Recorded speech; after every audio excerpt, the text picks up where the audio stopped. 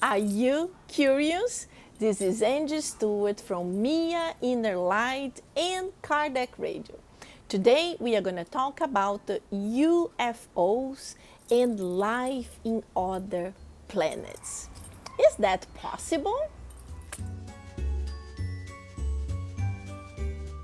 If you want to know more about this answer and many others, please subscribe to our channel, like this video, and also click in the bell so every week you will be reminded when I post a new video. So let's go. What science says about it? The first thing science says is that there are billions of planets out there and millions of galaxies. What they say is that we don't have the capacity, the technology yet to reach to these planets that are very, very far from us. And we have to understand also that the Earth is nothing special. They say that we are not special in size, in composition, even in the position that we occupy in our solar system. And now I did some research and I got some curiosities. For example, the Area 51 in Nevada, here in the US. This is a very secretive location where NASA performs very special missions. They are called highly classified air missions. And there is a lot of speculation, many pictures of extraterrestrial beings. They were found, the spaceships, but we don't really know if it's true or not true. But it's something to think about. I also did the research in some of the astronauts, and I got the first one, Buzz Aldrin. He was from Apollo 11. And there is a recording that he is communicating with NASA, and he is specifically asking NASA where is the position of a satellite that he knew was flying when they were in space. And NASA told him this is miles away, kilometers away from you. And he mentioned that he had seen a flying object very close to his spaceship. There was a dead silence. Woo! What happened? Speculation. Then we have also Edgar Mitchell from Apollo 14. And he is the one who talks more about extraterrestrials, his points of view. But we also know when they go to space in these special missions for the country, they have to sign lots of documents where they cannot openly talk about their points of views if these points of view will cause any type of danger, any type of speculation that the population will be afraid of it. So, of course, the US don't want people to be afraid we are going to be under attack. So, if there were any type of extraterrestrials visiting us and they were discovered, it will be very secretive and hiding.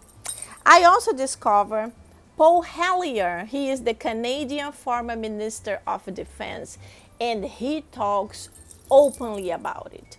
He does a lot of research. He is a member of many communities of UFOs.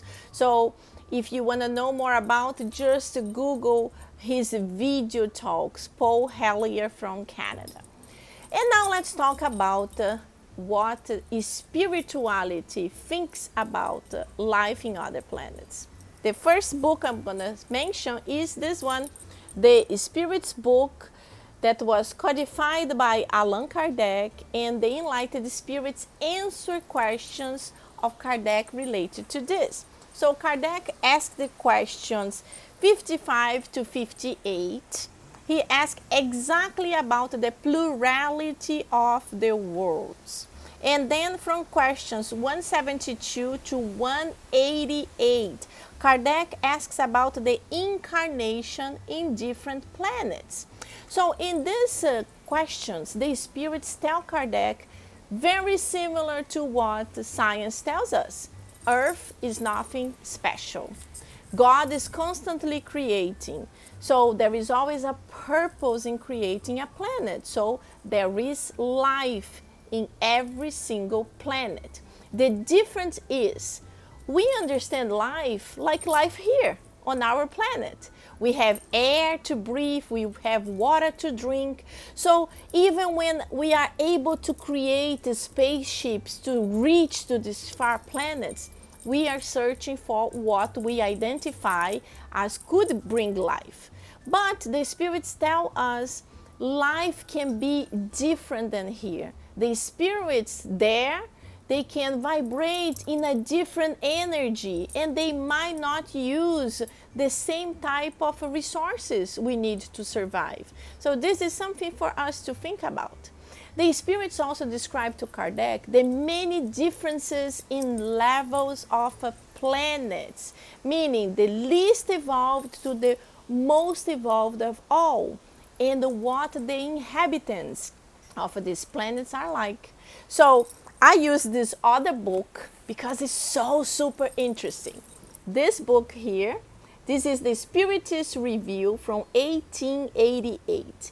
And Kardec dedicated one full chapter for this. The title of the chapter is Jupiter and a Few Other Worlds. So in this chapter, Kardec gets a deep explanation from the spirits about the life in other planets and how it is. I will read for you a little bit so you have a little glimpse of it. So on page 110, the spirits tell us that Mars would be even less advanced than Earth, and the incarnated beings there are a type of impure spirits. These impure spirits doesn't mean they are dirty, but it means that they are not evolved morally or intellectually. So imagine life on Earth is already so difficult. We have beings, we have human beings living here that are still really primitive in the sense they are very brutal, they are very violent, they are very ignorant. But we also have beings that are very loving, enlightened, and intellectually evolved. So life on Mars is worse than life on Earth. The spirits also gave to us like an idea of how life in our solar system is in this scale of evolution. So it is like this. Mars is the least evolved of all. Then we have Earth, our planet. Then Mercury and Saturn, they are very, very similar to each other. Then a little bit more evolved, Moon and Venus, our Moon and Venus. Then we have Uranus and Neptune as even more evolved. And finally, the most evolved of all, Jupiter. We also know from this book and a few other books that Mozart, the beautiful musician, the amazing musician that incarnated on Earth, he came from Jupiter. Isn't that interesting? So let's read about how is life in Jupiter itself. Of all planets, the most advanced of all by all means is Jupiter.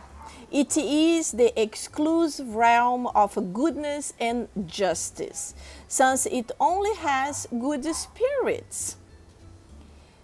And then he gives an idea. The superiority of spirits is not only in the moral state of its inhabitants, it is also in its physical structure. Then they describe how the physical body of the inhabitants in Jupiter is very different than ours. I will give you a little glimpse. Then he says, Jupiter, the Jupiterians, I don't even know how to say, the inhabitants of Jupiter, They transport themselves from one place to another by sliding on the surface of the soil, almost tirelessly, like the bird in the air or the fish in the water. And the body dissipates after death, so without being subjected to putrid decomposition. This is amazing. Very interesting for us to research more and study more. Check it out, the Spirit's Review from 1858. This chapter is awesome. You will love it. And I also would like to tell you one movie that I really enjoyed. The name of the movie is Area Q. It's from 2011, and the Brazilian title is Quixadá. It describes the story of some American reporters and researchers that go to Brazil in search of a kid that disappeared, and they discover a lot. Check it out. So please subscribe to our channel, like our video, click the bell, and check it out next week for another video. Thank you. See you soon.